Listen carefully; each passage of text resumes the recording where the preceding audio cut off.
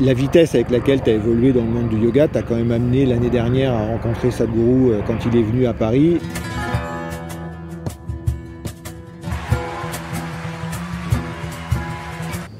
Je suis tombé dans la passion de la guitare vraiment très petit. Et je pense que dès que j'ai su parler, m'exprimer, vraiment mon intention c'était je veux devenir guitariste. J'ai fait mes études, je suis allé jusqu'au des diplômes supérieurs en musique à Paris. Et du coup, parallèlement, pendant que je faisais ces études-là, ma carrière a commencé. Donc quand je dis carrière, ça veut dire voyage, plein de pays, essentiellement Europe, Amérique du Nord. Le yoga que propose Sadhguru, c'est un yoga qui n'est pas connu du tout en France. C'est vrai, ouais. Et qu'est-ce qui a fait justement que celui-ci, plus qu'un autre, t'a parlé, t'a sensibilisé? Il y a un fragment de l'enseignement de Sadhguru qui est en France et qui est à côté de chez moi. Donc pour moi, c'est...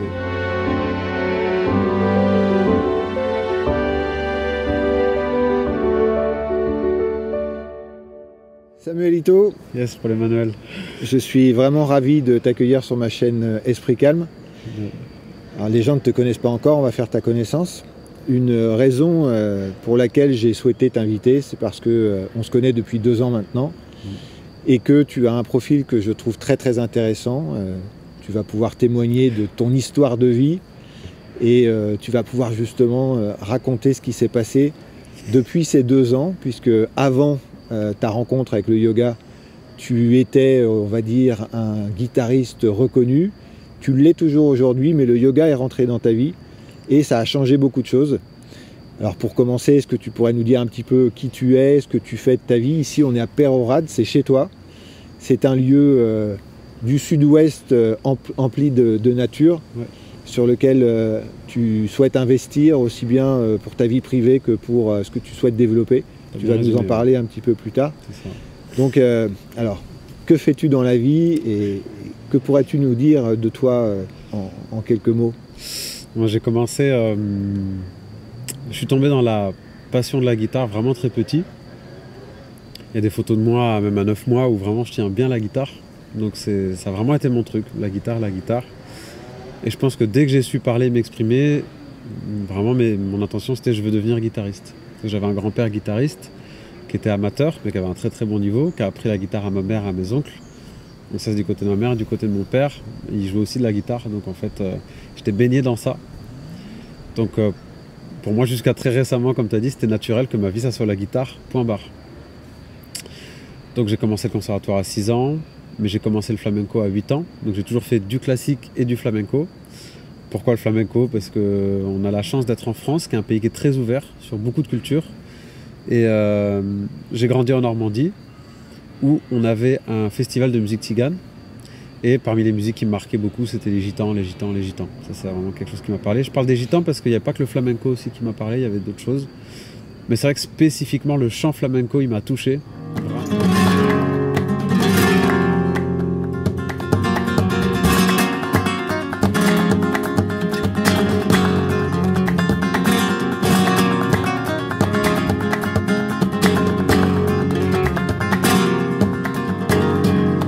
Très très profondément. Et après par la guitare, parce que mon grand-père écoutait Paco de Lucia. Donc en fait j'ai eu ces 2 axes là. Du côté de mon père, parce que mon père était vraiment très amoureux du chant flamenco traditionnel. Enfin il est tombé amoureux, je crois même un peu avant que je naisse. Donc déjà j'avais ça dans l'oreille même étant bébé. Et du côté de ma mère, quasiment toute la famille était fan de Paco de Lucia. Mais moi j'avais pas associé, parce que Paco de Lucia c'était plus moderne, donc j'avais pas associé les deux tout de suite. Et quand dans ma tête j'ai compris que les deux c'était du flamenco, j'ai fait bah c'est ça alors. Donc je me suis lancé à fond dans ça.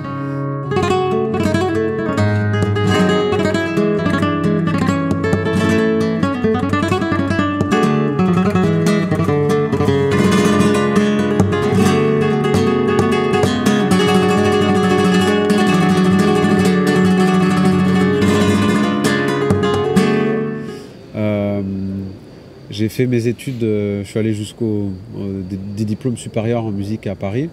Et du coup, parallèlement, pendant que je faisais ces études-là, ma carrière a commencé. Donc quand je dis carrière, ça veut dire voyage, plein de pays, essentiellement Europe, Amérique du Nord, essentiellement. Parce qu'aujourd'hui, t'as quel âge aujourd'hui? J'ai 29 ans.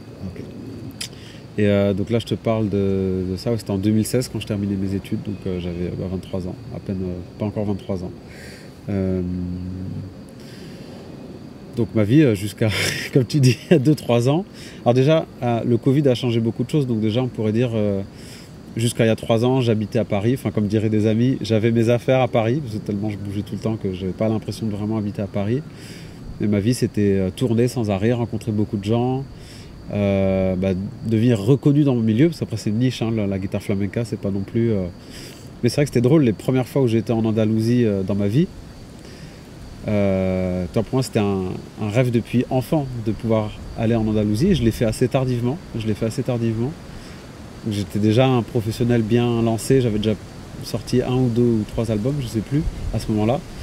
Mais ce qui est sûr, c'est que c'était très bizarre. C'est aussi un peu la magie d'Internet, je sais pas si on peut appeler ça magie, mais quand je suis arrivé là-bas, en fait, beaucoup de gens me connaissaient, si ce n'est tout le monde me connaissait déjà, en fait.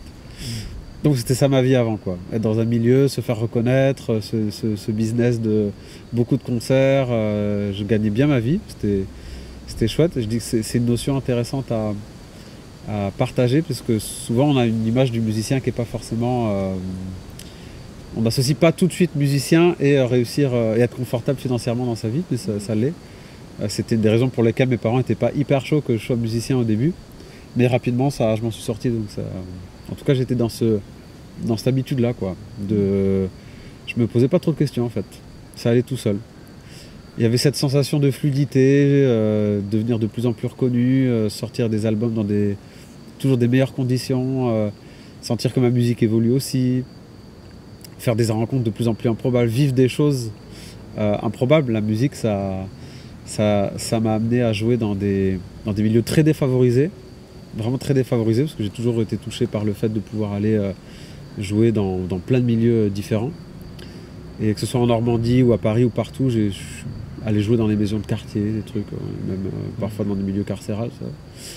Et puis à Paris, jouer pour la réouverture du musée Picasso avec les patrons de Dior, Gucci. Voilà. Je pense que socialement, ça a permis d'avoir un très vaste catalogue de qu'est-ce que c'est l'humanité, en fait. Et dans les voyages, pareil, c'est des fois aller dans des pays et puis aller dans un pays, rencontrer vraiment du gens du village et puis rencontrer tout de suite des personnalités politiques du coin, des artistes très connus de la ville ou du pays. Et donc c'était des rencontres, bouger.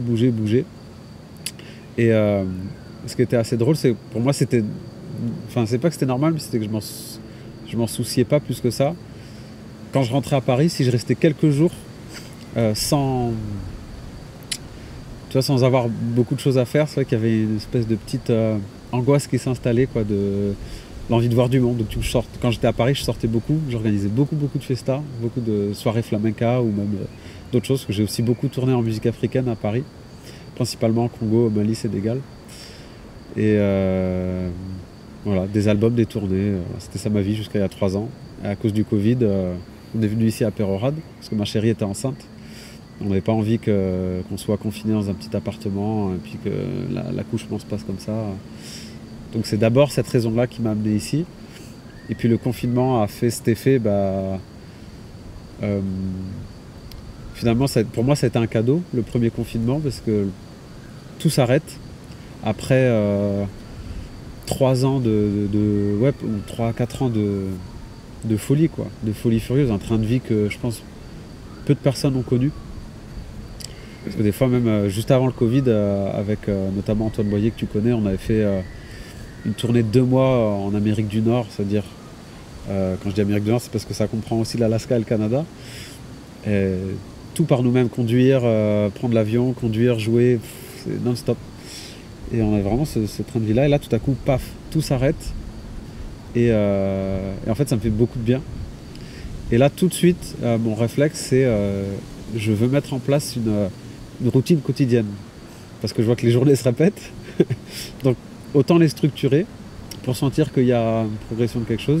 Mais j'ai eu cet appel là, et c'est là où j'ai commencé à piocher à droite à gauche sur internet des trucs qui me plaisaient. J'ai replongé le nez dans des livres qui me plaisaient quand j'étais plus jeune, parce que j'ai toujours été attiré par certains sujets, et le yoga m'a toujours un peu appelé. Mais là, du coup, dans cette période là, on a pu, avec merci internet, et puis aussi ma belle famille qui ont plein de livres en fait sur l'ésotérisme et la spiritualité, donc là j'ai pu me plonger dans tout ça. Donc les gros changements, ça a été ça, déjà déménager, avoir ce changement d'activité, c'est-à-dire passer d'une vie ultra active à rien. Et puis cet appétit qui refait surface de ok, j'ai envie de comprendre, maintenant que j'ai le temps de réfléchir, c'est quoi la vie en fait? C'est quoi moi? C'est quoi mes vraies envies? C'est quoi le but de tout ça? Et c'est quoi Et donc là j'ai commencé à grappiller 2-3 trucs et puis ça m'a amené à prendre un stage avec toi dans les mois qui ont suivi. C'est ça. Et donc pour faire la transition avec cette nouvelle vie qui aujourd'hui t'a vraiment aspiré complètement, il y a 2 ans, moi je proposais un stage Surya Kriya sur Dax, ouais. Et j'ai vu ton nom apparaître dans les inscriptions et t'es pas venu tout seul, t'es venu avec ton collègue et ami Antoine Boyer, avec ta compagne, avec ton beau-père. Il y avait toute une tribu en fait. Vous avez débarqué dans la salle et c'est particulier parce que le yoga que propose Sadhguru, c'est un yoga qui n'est pas connu du tout en France. C'est vrai, ouais. Et qu'est-ce qui a fait justement que celui-ci, plus qu'un autre, t'a parlé, t'a sensibilisé? Alors ça faisait des années que je voyais passer des vidéos de Sadhguru sur internet, mais j'avais même pas compris que c'était du yoga, j'avais même pas compris qu'il était yogi. Je me disais juste, tiens, c'est une des rares personnes sur internet où vraiment, chaque fois qu'il dit une phrase, j'ai l'impression qu'il n'y a rien acheté. Donc là, c'était un des rares sur internet qui me faisait cet effet-là, mais j'avais même pas bien compris qu'il était indien. Enfin, c'était juste, je recevais, tu sais, tu scrolles quoi. Tu scrolles, mais comme mes recherches sur YouTube, c'était beaucoup. Alors depuis que je suis avec ma chérie Jessica, qui est très branchée, parce qu'elle est de famille gitane, donc c'est très ouvert sur la magie, la spiritualité, beaucoup de choses. Donc déjà le fait de m'être mis en couple avec elle, ça m'a rouvert à tout ça. Donc déjà on baignait dans du développement personnel, de la spiritualité, plein de choses. Donc Sadhguru, tu vois passer, forcément. Et puis le confinement, plus de temps pour aller explorer des choses. Et en fait, c'est mon ami Antoine Boyer qui investigue un peu plus que moi et qui se dit tiens, dans les descriptions, Inner Engineering, qu'est-ce que c'est que ça? Tiens, des cours en vidéo, il le fait. Il me dit trop rien, il me dit il faut que tu le fasses. Mais vu que Sadhguru, ça me parlait, mais au moment où j'achète ces vidéos-là, Inner Engineering, j'ai toujours pas compris que c'est du yoga. Hein. J'ai toujours pas compris que c'est un yogi, Sadhguru. J'ai même pas cerné si c'est pakistanais, indien, enfin tu vois, vraiment c'est juste humainement il y a un truc qui m'appelle, point. Pour toi ça avait du sens? Ouais, c'est tout, c'est tout. Je fais Inner Engineering, je termine en larmes, enfin déjà plusieurs vidéos, mais à la fin en larmes comme pas possible, mais vraiment j'ai jamais vécu. En fait, j'ai vécu ce genre d'expérience en musique. La musique, surtout le flamenco et puis les musiques du monde que j'affectionne. J'ai eu la chance dans mon parcours de rencontrer beaucoup de musiciens africains, de musiciens mongols, de musiciens Amérique du Sud, Russie, enfin vraiment très très large. Et dans les musiques traditionnelles, la spiritualité elle est évidente, systématiquement elle est évidente. Et les notions de transe et d'aller chercher des états de conscience un peu autres que ce qu'on a l'habitude dans notre vie quotidienne. C'est quelque chose, c'est la dimension qui est présente systématiquement, vraiment dans les... Moi, c'est un truc que j'avais compris même avant tout ça, c'est que pour le flamenco, c'est du chamanisme. Quand c'est bien fait, c'est vraiment du chamanisme. Mais c'est la première fois que je ressentais ça hors contexte musical. Donc là, je me suis dit, attends, qu'est-ce que ça veut dire? Et là, donc, la curiosité a envie de pousser plus loin. Donc là, du coup, je comprends que c'est du yoga. Mais je pensais pas que ça pouvait être du yoga, en fait, ça. Donc j'explore le site internet et je vois qu'ils proposent des stages de Hatha Yoga, donc de yoga physique, postural. Et pour moi c'est génial parce que pendant toute cette période de confinement, de premier confinement, de tous les reportages que je voyais sur le yoga, des choses comme ça, à chaque fois ce qui revenait c'est que la salutation au soleil, c'est un procédé qui est puissant et qui est la base pour beaucoup de pratiquants en fait. Et moi j'ai toujours eu, quels que soient les sujets dans ma vie, une recherche d'authenticité dès que j'aborde une discipline ou un monde en fait. Que ce soit dans le flamenco, la guitare classique, tous les gens qui ont bossé avec moi, ils savent le goût et la rigueur que j'ai à toujours aller à la source de quelque chose, toujours chercher la source de quelque chose. Jamais me satisfaire de... Et là j'avais l'impression avec Sadhguru de toucher à la source de quelque chose de très authentique. Je dis ça parce que à chaque fois que je voyais des tutos YouTube sur comment faire Surya Namaskar, ça m'allait pas. Ça m'allait pas. J'essayais, je laissais tomber. Alors du coup, j'allais plus sur sur du Wim Hof, sur de la cohérence cardiaque, sur des choses qui me paraissent... Au moins, ça avait été mis en place par des mecs qui étaient encore vivants et qui pouvaient expliquer pourquoi ils avaient mis ça en place. Donc pour moi, ça faisait du sens, ces choses-là. Et là, avec Sadhguru, je suis touché, du coup, par je sais pas quoi. Je vois qu'il propose et je vois qu'il y a Surya Kriya. Donc là, je me dis, je vais absolument apprendre ça. Et je vois je découvre Angamardana, ce que c'est sur YouTube. Et moi qui étais très très sport, à l'époque, pendant le confinement, je m'étais acheté un TRX, je faisais des heures de TRX et de pompe par jour. Donc ça, c'est une dimension qui a toujours été présente chez moi aussi, se dépasser un peu au niveau du corps aussi, avoir un corps en forme, ça pour moi, ça a toujours été très important aussi. Notamment grâce à mon meilleur ami avec qui j'ai grandi, qui est russe et du coup, qui a toujours fait beaucoup de boxe, beaucoup de choses, donc ça, des dimensions qui ont toujours été présentes dans ma vie. Et là, je voyais qu'il y avait la rencontre de tout, spiritualité, fitness. Donc je m'étais mis en tête, si un jour j'apprends Angamardana et Surya Kriya, ce serait génial. Mais je vois que c'est en Inde, je vois que c'est compliqué, donc je me dis, sur le moment, je me dis, je me résigne. Si dans 10 ans, j'apprends ces processus-là, je serai le plus heureux des hommes, et voilà. Et puis après, le temps passe et ça reste dans ma tête, et je me dis, et j'ai cette... jour après jour, ça monte, en fait, cette espèce d'impatience de, mais non, mais là, je veux pouvoir mettre en pratique ce que j'ai ressenti pendant Inner Engineering, surtout si c'est une méthode qui est donnée par ce même mec, qui m'a provoqué ça.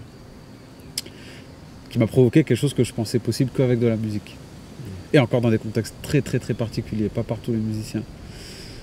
Et là j'hallucine parce que je vois que y a des gens formés par Sadhguru en France.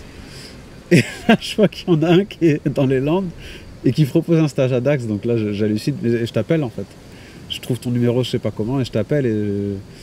Moi le souvenir que j'ai de ce premier appel téléphonique là, moi je sais que pour moi c'est de t'avoir au téléphone, c'est l'oasis dans le désert. J'y crois pas quoi. Il y a un fragment de l'enseignement de Sadhguru qui est en France et qui est à côté de chez moi. Donc pour moi c'est vraiment j'hallucine quoi. Donc évidemment j'ai pris tout le monde avec moi. Et puis, donc là on peut dire que la rencontre a eu lieu à ce moment-là. Quand je dis la rencontre, c'est la rencontre avec cet univers complètement incroyable que tu découvres encore et qui est infini. Ouais, c'est ça. Tu as mis le pied dedans au travers de ce stage de Surya Kriya. Ouais. Et ensuite, je pratiquais déjà Shambhavi. Ouais, et tu pratiquais déjà Shambhavi. En arrivant donc c'était un peu une continuité et elle n'a fait que s'accélérer. C'est-à-dire qu'au fur et à mesure que les semaines, les mois passent, tu te rends compte que tu as mis comme dans Matrix, tu as mis le doigt dans le miroir et tu te retrouves complètement avalé par la chose. Ouais. Alors qu'est-ce qui s'est passé au fur et à mesure finalement après ce Surya Kriya? Qu'est-ce que tu as découvert? Qu'est-ce que ça t'a apporté? Comment ça a joué dans ton évolution musicale également? Oui, parce que c'est connecté, enfin tout est connecté, notre manière d'être. En fait le yoga ça travaille tellement sur notre manière d'être que du coup ça vient toucher tout. Comment on fait la cuisine, comment on est en couple, comment on se comporte. En plus, moi, c'est-à-dire que quand j'ai fait Inner Engineering et que j'ai été initié à Shambhavi, j'avais déjà ma fille qui avait 1 an à peine. Alors ça, c'était un peu l'enfer, parce que d'avoir un jeune bébé, de se retrouver à pratiquer, parce que ma chérie aussi a été initiée à Shambhavi, a fait Surya Kriya. Donc alors là, ça a été comment avoir un bébé en bas âge qu'on ne fait pas garder, parce qu'on fait ce choix-là de l'élever nous. Des travaux parce que je faisais mes studios à ce moment-là, et puis tout à coup ces pratiques-là qui rentrent dans nos vies, là c'était là. Mais je me dis waouh, si on est capable de mettre ça en place en ayant tout ce contexte-là, c'est bon. Je pense que du coup le jour où notre enfant il aura grandi, bon, ça ira mieux. Alors, je fais une petite parenthèse par rapport à ce que tu viens de dire. Je pense qu'il y a probablement 70% des gens qui viennent à mes stages qui posent toujours la question à la fin de comment je vais faire pour m'organiser dans ma vie, parce que j'ai l'impression que ma vie elle est particulière parce que justement j'ai des enfants, j'ai un travail prenant, je voyage beaucoup, je fais ceci, je fais cela. Et tu te retrouves finalement toi, avec ton témoignage, dans le cliché de la personne qui a tout ça, le travail. Parce que les concerts ont repris après.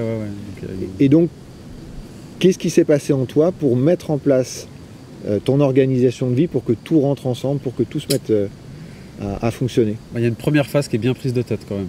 Et là, moi je sentais ma personnalité qui mettait beaucoup de résistance, parce que du coup ça veut dire se lever plus tôt, ça veut dire être plus rigoureux sur...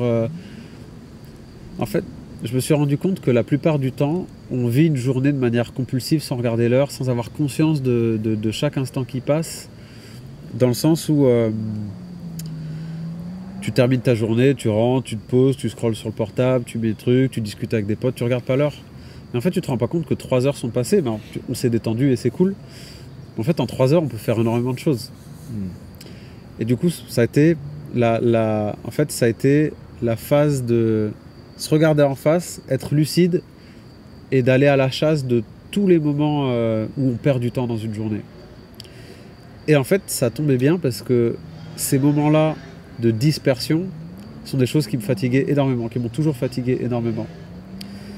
Et du coup, pour mettre en place cette discipline-là, parce que c'est quelque chose que je voulais profondément au fond de moi, faire les pratiques tous les jours, parce que je sentais le bien que ça me faisait. Du coup, ça a été cette rigueur-là d'aller à la chasse, surtout avec un enfant en fait, justement, et les concerts qui reprennent, parce que moi, quand j'ai...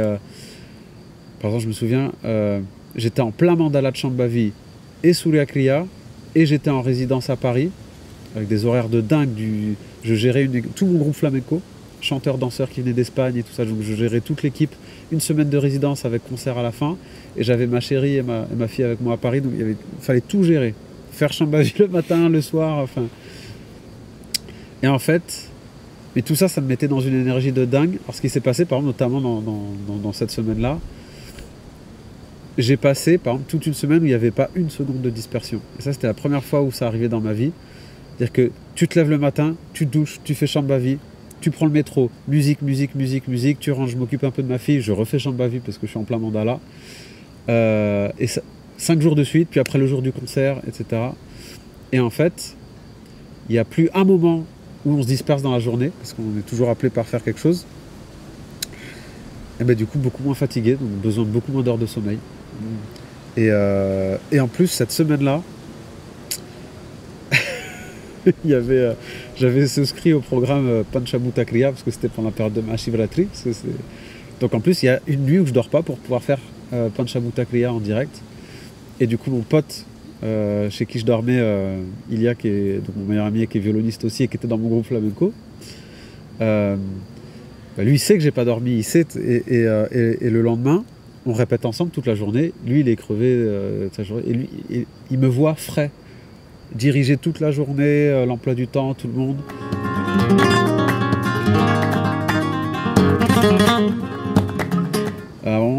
Il y en a qui ont besoin d'une pause, tout le monde prend sa pause, moi je reste là, je bosse mes effets, je bosse ma guitare. Et oui, il me regarde, il me dit, comment tu fais? Mais après le truc c'est que c'est mon expérience. On n'est pas tous pareils, on n'a pas tous le même profil, on n'a pas tous les mêmes envies. Moi j'ai grandi avec un grand-père, celui qui m'a transmis la guitare, mais lui il avait une discipline. Il avait une discipline de vie avec la guitare, c'est-à-dire que moi je le voyais prendre sa guitare, la partition, être très méthodique, choisir les morceaux en conscience par rapport au niveau qu'il avait, et en même temps pour que ça le fasse progresser. Une rigueur impeccable sur plein de sujets différents. Par mon grand-père, quand les ordinateurs sont arrivés sur le marché, il en a acheté un, il l'a démonté, il l'a remonté pour comprendre. J'ai grandi avec... ça a été mon premier maître, mon grand-père. Il avait une discipline, donc tout cet aspect-là, je l'ai toujours eu en moi. Ça n'a jamais été un effort pour moi de mettre en place ça. Donc je dis ça parce que j'ai des gens autour de moi qui apprennent des pratiques et qui ne les mettent pas en place aussi rigoureusement dès le début. Mais c'est parce que je pense que j'ai eu la chance dans mon enfance d'avoir un modèle sur ça et de savoir que c'est possible, et qu'en plus du coup moi j'aimais mon grand-père plus que tout, donc du coup en plus il y a ce lien affectif émotionnel qui fait que le fait de mettre en place cette discipline là, c'est aussi quelque chose qui me mettait en lien avec mon grand-père qui était décédé il y a quelques temps, donc pour moi, c'était aussi continuer un peu son enseignement qui m'avait transmis aussi. Donc, il y a tout un contexte qui fait que... C'est-à-dire qu'en tous les cas, ça reste pas facile de mettre en place... c'est sûr qu'il y a, a priori, une incompatibilité entre mettre en place des pratiques quotidiennes et puis notre mode de vie moderne occidental. C'est sûr que notre mode de vie moderne occidental, où il faut bosser à fond, élever des enfants, il n'y a aucune place pour de la respiration, pour de la méditation. C'est pas du tout pensé pour ça. Donc, désolé pour ceux qui veulent s'y mettre ou quoi, mais forcément, on va passer par des moments de galère, des moments de s'arracher les cheveux. À partir du moment où on a un boulot et ou une vie de famille, et on vit dans même le rapport au temps. Le rapport au temps, ici, Puis beaucoup de choses nous fatiguent, il y a toujours énormément d'informations visuelles, auditives, encore plus avec les écrans. Donc ça, on est sans arrêt appelé à la dispersion. Ça, c'est des choses qui nous empêchent encore plus de mettre en place les pratiques au quotidien. Donc, mettre en place des moments pour nous dans une journée, en plus des moments qui puissent revenir chaque jour, idéalement à la même heure. Faut pas minimiser le truc, hein. Pour beaucoup c'est mission impossible et je le comprends. Et du coup ce qui va jouer, c'est à quel point on a envie de le faire. En neurosciences, on a compris ça aujourd'hui. Si on aime faire quelque chose, on va développer des capacités neurologiques extraordinaires. Mais ça, il faut aimer le faire. C'est-à-dire que si on n'aime pas les pratiques profondément, si on n'aime pas profondément la personne qui nous les a transmis, si on n'aime pas les gens qu'on rencontre en faisant ce chemin-là, on va abandonner vite, c'est normal. Donc si on n'arrive pas à mettre en place, c'est soit c'est pas le moment dans sa vie, soit on n'a pas été assez touché par ces pratiques-là, et dans ce cas-là, il faut soit investiguer plus, si au fond on ressent quand même l'envie, mais parce que normalement, si vraiment on est touché, ça se fait tout seul. Ça c'est l'idéal. Mais pour être touché, il faut faire un pas vers le yoga. Pour que le yoga vienne nous toucher, il faut faire un pas vers lui. Mais j'ai l'impression qu'on fait un pas vers le yoga, il en fait 100 vers nous. Et c'est pareil avec la musique. C'est pour ça que je me permets de dire ça, c'est la musique, je ressens ça aussi. Chaque pas que moi j'ai fait vers la musique, vers la guitare, je le reçois au centuple, quoi. Dans mes stages, j'ai souvent une pensée pour toi, parce que à la fin, lorsqu'il y a les questions, et surtout sur les questions d'engagement, souvent les questions combien de temps je vais devoir pratiquer, est-ce que je vais pouvoir le faire, j'ai tout de suite ce parallèle avec la guitare et avec la musique. Et ce qui est très étonnant, c'est que les gens sont tout à fait d'accord pour dire que pour faire un bon guitariste, un bon musicien, il faut s'entraîner de nombreuses heures, non seulement par semaine, mais par jour. Mais quand on leur propose d'avoir une évolution intérieure vers le bien-être, de pouvoir développer leur capacité physique, mentale, émotionnelle, énergétique, avec seulement 1 heure par jour, eh bien, il y a cette idée un petit peu de résistance. Et tu nous disais tout à l'heure que probablement la guitare et ton grand-père t'avaient amené à avoir cette discipline. Le yoga est souvent vu comme une activité de détente qui pourrait se faire autour d'une piscine avec de la musique. Et ton témoignage est celui que Sadhguru essaye d'apporter partout dans le monde et en France, c'est que le yoga, c'est absolument pas ce qu'on croit. Et que, comme toute activité qui développe, c'est une discipline. Et donc tu faisais part de cette discipline. Est-ce que tu penses que ton parcours aujourd'hui, tu nous parlais de ton grand-père, c'est vraiment une clé pour toi de ton évolution au travers du yoga? Est-ce que tu as éprouvé des difficultés justement à vivre cette discipline, ou est-ce que pour toi ça a été relativement simple? Aujourd'hui tu fais toutes les pratiques, tu as tout appris, ce qui pourrait impliquer 5 heures de pratique par jour. Ouais, si je fais tous les sadhanas, ouais. Et comment tu t'en sors alors? Comment tu vis la chose aujourd'hui par rapport à cette discipline? Je fais pas tout quotidiennement déjà. En fait, les gens ont du mal à réaliser. En fait, on arrive à concevoir qu'un bon pianiste, il a pratiqué des heures, parce qu'en fait, c'est dans l'expérience des gens. En fait, Mais en Occident, dès qu'on aborde le bien-être, on pense à psychologue et psychiatre. C'est-à-dire, c'est pas à nous de faire le boulot. C'est à quelqu'un de nous dépatouiller avec nos embrouilles mentales, et s'il faut, nous donner des médicaments pour régler le truc. En fait, en Occident, on cherche toujours la pilule qui va faire du bien, que ce soit pour des mal-être physiques ou des mal-être mentales. Du coup, vraiment pour énormément de gens, si ce n'est 98% des gens, 99% des gens, on n'est pas censé passer du temps pour aller mieux physiquement et mentalement. Donc du coup, c'est dans l'expérience de très peu de gens. C'est ce concept-là de ok, je vais dédier 1 heure par jour pour respirer, pour prendre des postures, pour m'étirer, pour rien faire, pour plein de gens, c'est impensable, ça n'a aucune utilité. Et pourquoi ça a été aussi facile pour toi, du coup? Comme je disais tout à l'heure, d'avoir eu l'image de mon grand-père, oui, forcément, ça, du coup... en fait, quand je découvre tout l'univers Isha, en fait, ce qui m'impacte, alors ça, c'est dès que je fais inner engineering, déjà, ça m'impacte un peu, mais encore plus Shambhavi et encore plus Surya Kriya, c'est la qualité de la pédagogie. Donc, moi, je suis passionné de pédagogie, je donne des cours malgré moi depuis que j'ai 14 ans. Je donne même des stages malgré moi depuis que j'ai 14 ans. Et quand je vois le niveau de pédagogie, de suite, je vois que cette pédagogie, elle découle d'une compréhension hyper poussée du mental humain. Et c'est ni indien, ni oriental, c'est juste... Je me suis dit, ok, là j'ai affaire à des cocos qui ont vraiment compris comment ça fonctionne là, quoi. Du coup, moi, j'ai eu vraiment aucun mal à appliquer les disciplines, mais après, c'est comme... En fait, tout ce que je vis dans le yoga, c'est des choses que j'ai vécues en musique. C'est-à-dire que j'étais pas si doué que ça en guitare au début. C'est juste je me suis accroché, j'ai progressé très vite et j'ai su mettre en place, tu vois, par moi-même. Déjà à 8 ans, je pouvais faire 2 heures de guitare, par moi-même.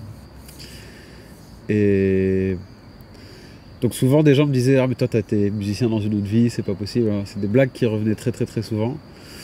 Et du coup, après, j'ai eu du coup, je vis la même chose dans le yoga en disant c'est pas possible, t'as été yogi dans une autre vie, tellement c'est évident pour moi. C'est même pas que c'est simple et que c'est facile, c'est juste évident. Et moi, ce qui s'est passé durant Inner Engineering, durant Shambhavi, durant Surya Kriya, durant Gamradhan, durant Yogasanas, durant après les sadhanas que j'ai fait, même en ligne, Bhairavi Sadhana, Shivanga Sadhana, c'est juste, je me souviens en fait.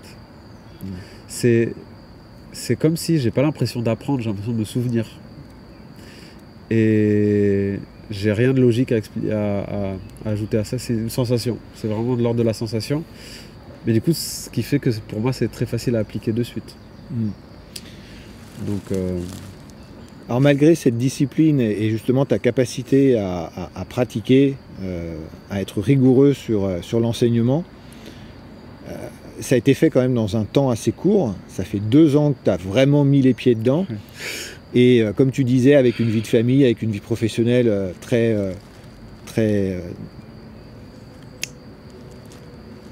complète. Est-ce que ça a été facile à vivre? Est-ce qu'aujourd'hui, tu peux dire que concilier la vie de famille, la vie professionnelle, le yoga, c'est quelque chose pour les gens qui nous écoutent, que tu conseilles peut-être d'aller moins vite ou de faire les choses différemment? Parce que tu me disais en off que tu avais traversé des moments difficiles, récemment, ouais. Avec justement une accélération de la transformation intérieure que tu n'avais peut-être pas vu venir et qui sont certainement aussi la conséquence de cet investissement que tu as eu avec le yoga, puisque voilà, en 2 ans pratiquer, passer quasiment de 0 à 3-4 heures de pratique par jour, et puis surtout avec ce mental que tu as de musicien, donc cette capacité de concentration qui fait aussi toute la différence dans l'efficacité, ça t'a mis en face de choses relativement étonnantes. Oui, c'est le mot qu'on puisse dire. Moi j'ai vraiment l'impression que toute ma vie, tout ce que j'ai vécu dans la musique jusqu'à présent, j'ai l'impression que c'était là je parle vraiment hyper sincèrement, hein, mais ça va en surprendre parmi les personnes qui me suivent depuis longtemps, mais j'ai l'impression que tout ce parcours que j'ai dans la musique, c'était juste une petite phase préparatoire à ce que je suis en train de vivre dans le yoga, pour énormément de raisons. C'est-à-dire que moi, quand j'ai commencé la guitare, tout de suite, j'ai pris la spécificité flamenco. Je suis pas espagnol, je suis pas gitan, et j'ai pas la gueule. Donc ça a été compliqué au début.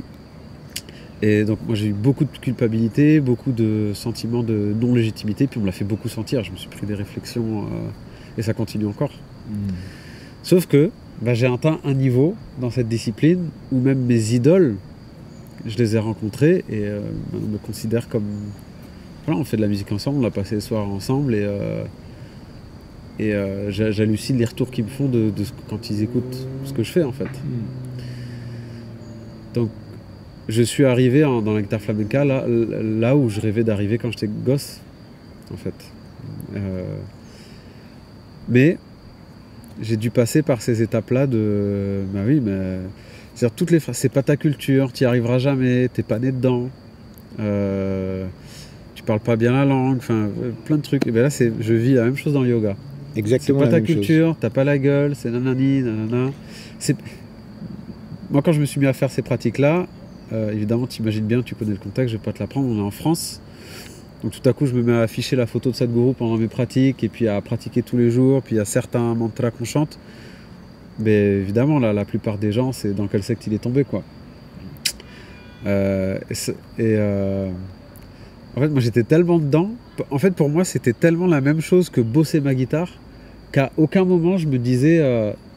j'avais pas de recul, en fait. J'ai manqué de recul au début. Parce que pour moi, je le vivais tellement comme... ok, c'est ce que je vis en musique, maintenant, je le vis avec ces pratiques-là.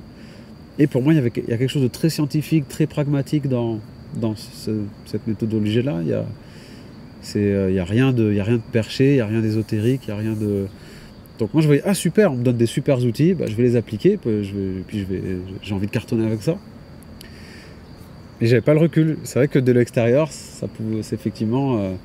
et c'est là où je me suis dit, ah oui d'accord, effectivement. Et puis là je me suis pris les mêmes réflexions que quand j'ai commencé au flamenco, c'est-à-dire mais c'est pas toi, mais t'es en train de changer, mais tout ça je l'ai vécu dans le flamenco, quand j'ai voulu assumer... vouloir devenir guitariste flamenco, c'est des choses que j'ai vécues aussi. Et comment tu l'as vécu alors dans le yoga? Parce que tes parents, tes proches, ta chérie dont tu parles... Ça fait peur à tout le monde. Tous les gens avec qui tu travaillais aussi en termes de musique et tout, ils t'ont vu changer semaine et mois après mois. Et toi, tu t'es resté sur cette ligne que tu t'étais fixée, tu as continué tes pratiques, ouais. Tu as traversé tout ça. Et aujourd'hui, est-ce que voilà, quel est le bilan que tu fais de ces 2 années et de l'avenir que tu as envie de te donner en tant que yogi et aussi en tant que musicien? Comment tu concilies tout ça et comment tu vois ta vie à venir? Déjà, le bilan, c'est que ouais, il a fallu traverser plein de choses. Après, je reconnais mes torts aussi, ça veut dire que... Mais c'est comme dans le flamenco, moi, quand j'ai découvert le flamenco, enfant, il n'y avait plus que ça qui comptait, il fallait me parler de rien d'autre, il fallait que j'écoute rien d'autre comme musique. Les gens ne me supportaient pas. Tu vois, j'exagère un peu, mais... Un peu radical. Mais ouais, mais ça passe. Parce que c'est de la musique, donc tu vois que le mec, qu'il a un poster de Paco de Lucia dans sa chambre, qu'il ait trucs, ça passe. Parce que c'est de la musique. Mais par contre, tu vis la même chose dans la spiritualité, et là, c'est quoi cette secte? Alors qu'en fait, pour moi, c'était la même chose. C'était la même chose. Je me dis, ouais, qu'est-ce que c'est que ça? Tu mets une photo de Sadhguru quand tu pratiques, mais c'est juste que ça me met dans une ambiance. Tu vois, comme à une époque, ça pouvait me mettre dans une ambiance d'avoir la discographie de Paco de Lucia quand je bossais ma guitare, ça me donnait la niaque. Là, c'est pareil. La photo, elle m'inspire, elle me met dans un état intérieur, j'y vais, quoi. Donc, effectivement, j'ai eu mes torts, c'est-à-dire que j'ai manqué de recul, dans le sens où dès que j'ai découvert ça, j'ai eu ce côté, je suis fan, quoi. Je suis fan, donc j'achète tout ce qui a trait à ça, j'achète tous les bouquins, je regarde que des vidéos de ça, je jure que par Sadhguru. J'ai eu cette période-là, qui a été très dure à supporter pour les proches, mais comme quand à l'époque où j'étais... quand je suis tombé dans le flamenco, que je suis devenu fan et qu'il fallait me parler que de ça, pareil. Je pense que c'est une phase... moi je dirais 2 choses par rapport aux gens qui vivraient la même chose que moi.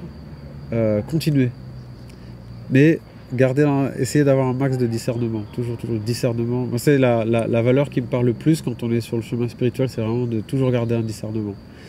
Mais faut pas s'empêcher d'être passionné, d'être fan, de c'est dommage de se priver de ça, d'avoir une passion, c'est magnifique. Alors là aujourd'hui je suis dans une phase où le côté passionnel du yoga il est retombé, mais du coup quelque chose de plus beau qui se met en place. Mais je regrette pas cette phase là, et il ne faut pas l'étouffer quand elle est là.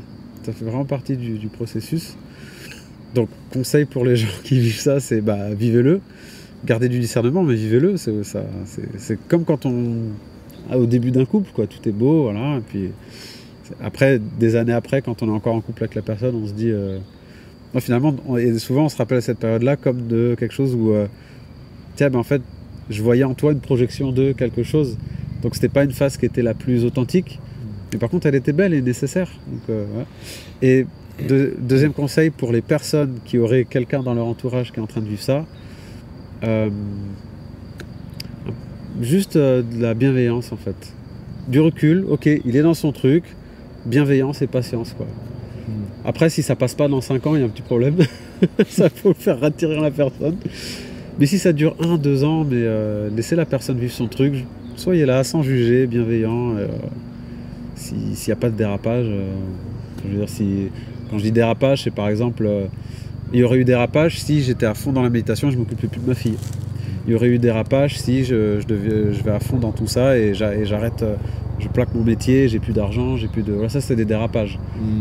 C'est des manques de discernement. Exactement, c'est bien de faire la différence. La vitesse avec laquelle tu as évolué dans le monde du yoga t'a quand même amené l'année dernière à rencontrer Sadhguru quand il est venu à Paris, et pas seulement le rencontrer, mais en plus être sur scène et jouer pour son intervention à Paris. C'était pour Safe Soil et à Bruxelles.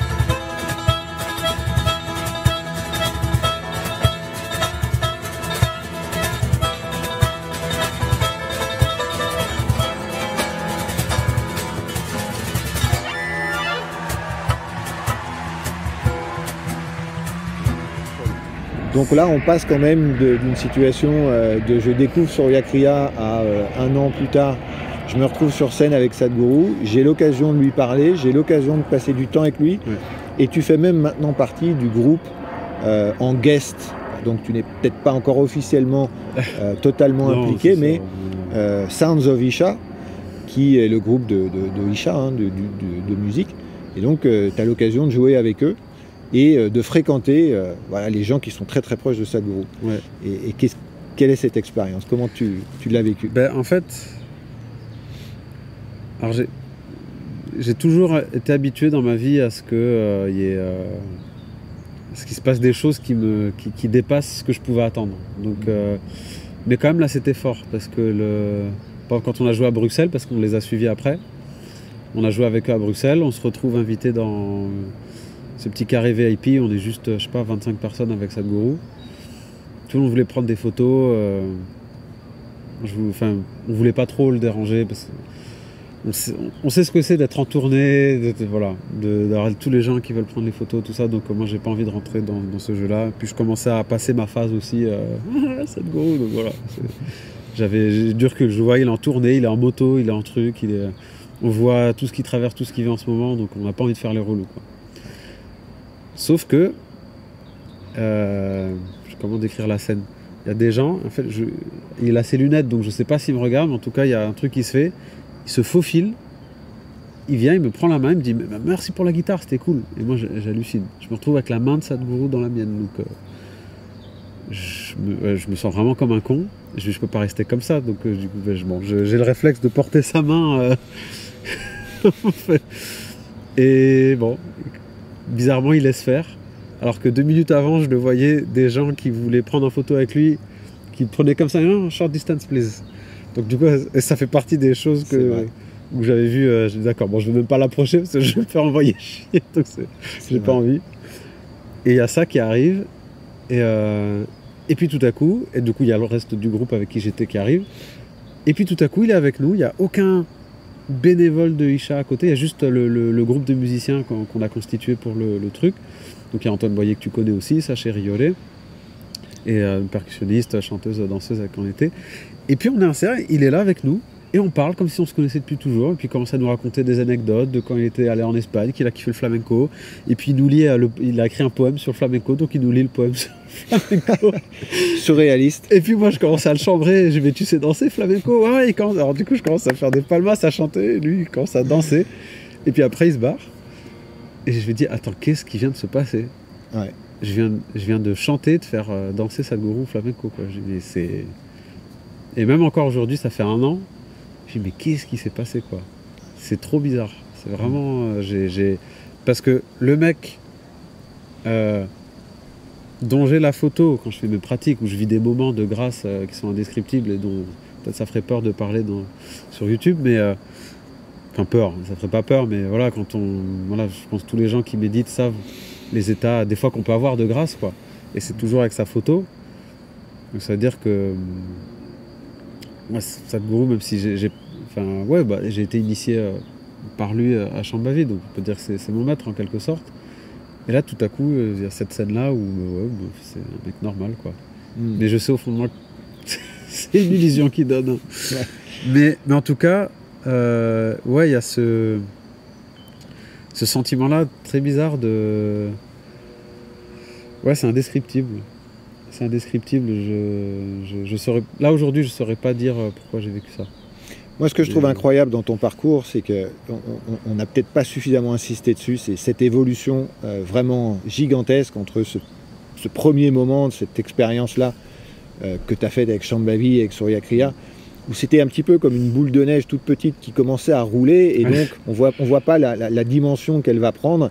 Ouais. Et là, aujourd'hui, je vois que quand même sur Perorade, voilà, le yoga maintenant, c'est pas seulement quelque chose que tu fais le matin, ça transparaît dans toutes les phases de ta vie. Tu es en train de créer une sorte d'ashram ici, tu veux faire des choses qui sont quand même assez incroyables. Ouais. Est-ce que tu peux nous dire quelques mots sur tes ambitions, justement? Je pense avoir à peu près cerné ce que j'ai à faire, en tout cas maintenant. Et c'est pour rebondir aussi à une problématique que tu citais dans une question d'avant, peut-être à laquelle j'ai pas répondu, mais moi je sens que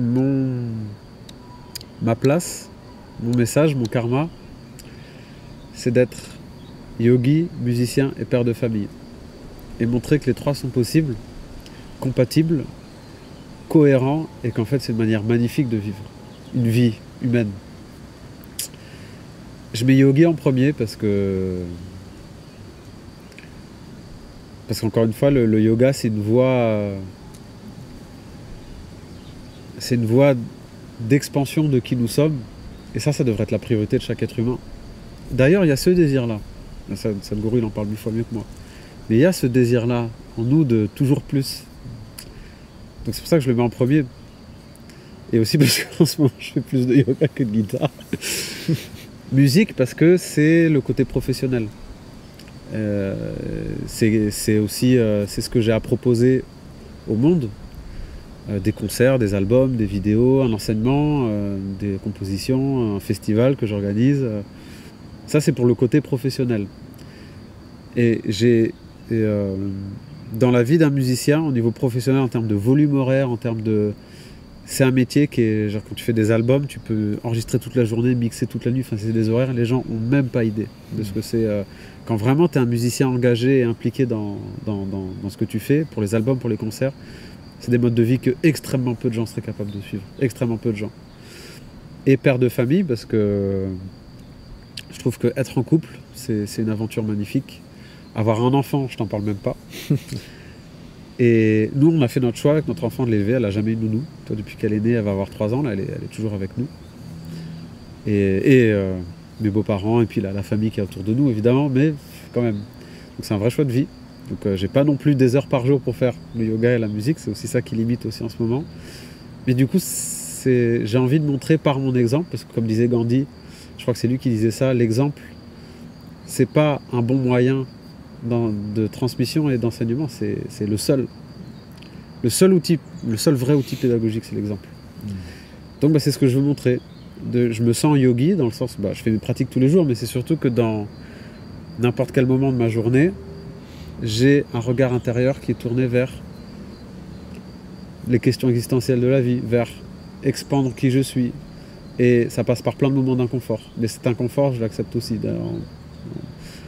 En ce moment, dans ma vie, la seule chose qui est stable, c'est que rien n'est stable.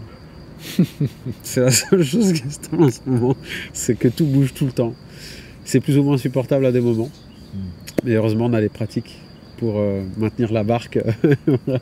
Sachant que c'est ces pratiques-là qui provoquent ça. Donc des fois, c'est pour ça quand je dis est-ce que c'est une bonne idée tout ça. Mais oui, bien sûr, c'est une bonne idée. Et ton projet alors, Talika, c'est ça? Exactement. Du coup, à partir du moment où j'ai voulu... c'est-à-dire que cette intention-là d'être yogi, musicien, père de famille, j'avais besoin de l'incarner, c'est-à-dire que moi ce que j'ai voulu quand il m'est arrivé une expérience particulière au mois de juin de l'année dernière, et pour moi il y a une scission quoi, où dans ma tête j'ai mis fin à ma carrière, peut-être même fin au nom, mon nom de scène c'est Samuelito, je suis pas sûr que ça dure éternellement, parce que ça résonne plus en moi. Je dis pas que c'est plus là, parce que c'est Samuelito, c'est le guitariste flamenco, ça sera toujours là, et puis toute ma vie des gens m'appelleront Samuelito, parce que je m'appelle Samuel et que c'est comme ça que les Espagnols m'appellent, donc pas de problème avec ça, mais en tout cas, l'idée c'est que, ok, j'arrête ma carrière, c'est-à-dire j'arrête de faire les choses comme je les ai faites jusqu'à maintenant, mais pour moi il fallait mettre en place quelque chose de nouveau. Donc j'ai créé une association qui s'appelle Talika, dont l'objet c'est de promouvoir la musique, la philosophie et le yoga pour le bien-être et la réalisation de soi, ça c'est l'objet officiel, au travers d'événements, de productions artistiques, de stages, de festivals, d'actions culturelles dans les écoles, les hôpitaux, les prisons, plein d'actions, organiser des débats, et aussi, donc là spécifiquement ici à Perohrad, c'est comme tu te dis ce petit ashram qu'on est en train de créer, donc un centre culturel. Ouais. Donc ce centre culturel qu'on est en train de construire, qu'on est en train de créer, un festival musique du monde qui va avoir lieu tous les ans a priori fin juillet, première édition la 22 et 23 juillet 2023. Et puis surtout, ici à Perohrad et dans la région, et dans le reste de la France et dans d'autres pays, parce que je ne vais pas arrêter mes voyages, je ne compte pas arrêter, réduire oui mais pas arrêter, proposer cet état d'esprit dans lequel on est, et c'est-à-dire maintenant, dès que je vais quelque part, donc je donne des masterclass de guitare, mais je montre les mouvements d'Upa Yoga pour les poignets et le cou par exemple. Parce que j'ai suivi la formation Yoga Vira, donc du coup j'en profite pour transmettre Upa Yoga et Isha Kriya partout où je vais. Et ça marche bien, ça marche très bien, les musiciens adhèrent beaucoup parce qu'il y a un impact direct sur les pratiques musicales. Spécifiquement, ces deux pratiques Upa Yoga et Isha Kriya, c'est monstrueux pour les musiciens, monstrueux. Là, c'est cocktail. Donc il y a ce lieu qu'on crée, mais l'idée c'est vraiment de répandre ces outils-là. La philosophie c'est aussi quelque chose que j'aime beaucoup. Pas philosophie dans l'aspect intellectuel, philosophie dans le côté étymologique, c'est philosophia, l'amour de la sagesse. Et les premiers, faut savoir, parce que je sais que Sadhguru critique beaucoup la philosophie, il critique, je pense, la manière dont nous on perçoit ce que c'est la philosophie, parce que les premiers philosophes type Socrate, Aristote, c'était des gens comme Sadhguru, qui étaient dans la rue, qui étaient au pied d'un arbre, qui captaient les trucs, qui transcendaient, et il y avait des dizaines de personnes à les écouter en chialant. C'était ça les premiers philosophes. Et ce qui est intéressant, c'est que dans les gens qui ont pratiqué la philosophie, parce que la philosophie c'est une pratique aussi, enfin, en tout cas moi c'est comme ça que j'aime la voir, il y a des notions, il y a une vision des choses, et d'ailleurs dans le yoga, enfin en Inde, le yoga c'est considéré comme une des 6 philosophies, une des 6 darshan de l'Inde, donc c'est vrai que de voir l'homme avec les panchakoshas, les 5 couches, finalement c'est de la philosophie pratique. Et c'est de décortiquer comment ça marche, de réfléchir avec ça, de raisonner avec ça, de voir à quoi ça renvoie et qu'est-ce que ça vient transformer dans nos vies. Donc, moi, quand je parle de philosophie, c'est ça. Et quand je parle de yoga, c'est tout l'aspect, la science, quoi. La science à transmettre, la technologie à transmettre et à promouvoir. Et ton centre, là, aujourd'hui, il est prêt, il est ouvert, il est dans quel état? Il est dans quel état? Tu l'as visité, il y a encore des tonnes de gravats à sortir. Il y a encore les cloisons à terminer. Non, on n'est pas du tout prêt, mais... c'est en cours. C'est en cours, et normalement, il faut que ça soit prêt le 21 juin, parce que le 21 juin, ici, on anime la fête de la musique, mais le 21 juin, c'est aussi la journée internationale du yoga. Donc c'est magnifique en France, c'est l'été, la fête de la musique et la journée internationale du yoga. Donc normalement, on va inaugurer notre centre ce jour-là. Donc c'est pour bientôt. Oui. Ouais, c'est pour très bientôt. C'est pour bientôt. Donc normalement, 21 juin, on inaugure, on propose des activités musicales, yoga. Tu as un site internet, quelque chose, une adresse? Talika.org. Thalika.org. Facile. Voilà. Super. Écoute, vraiment, merci infiniment pour ce temps, pour cet après-midi que j'ai pu passer avec toi, tout ce que tu m'as montré de ce que tu fais, de ton évolution depuis 2 ans, où on se connaît de plus en plus. Ouais. On a l'occasion de se connaître, on va dire, d'un point de vue transmission yoga, et puis après, une relation s'est nouée. J'ai toujours plaisir à te rencontrer. Merci d'avoir passé ce temps pour la chaîne Esprit Calme, et je te souhaite bonne continuation. Je suis sûr qu'on aura l'occasion de rediscuter, peut-être de refaire une vidéo. Merci à toi Samuelito. Merci pour les manuels, plaisir. Merci à beaucoup. Bientôt. Merci.